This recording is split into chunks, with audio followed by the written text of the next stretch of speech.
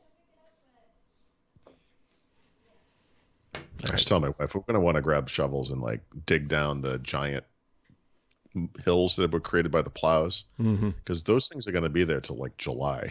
Yeah. Like we're going to have to spread that out. No, I had to dig out. So our sump pump goes up and outside, and then it connects into our downspout, which then runs out to the street. I had to dig that out because I was afraid the water would just back up in there and it'd freeze. We have a little expansion joint or area for if that does happen, but then our sump pump is effectively just dumping water like this far from our foundation, which is not what you want. So anyways, yeah, I had a shovel today. I shoveled. Good for you. Plowed a driveway. Little manual labor never hurt anybody. Just kidding. Yeah. There's no instances of shoveling ever hurting anybody. Middle-aged.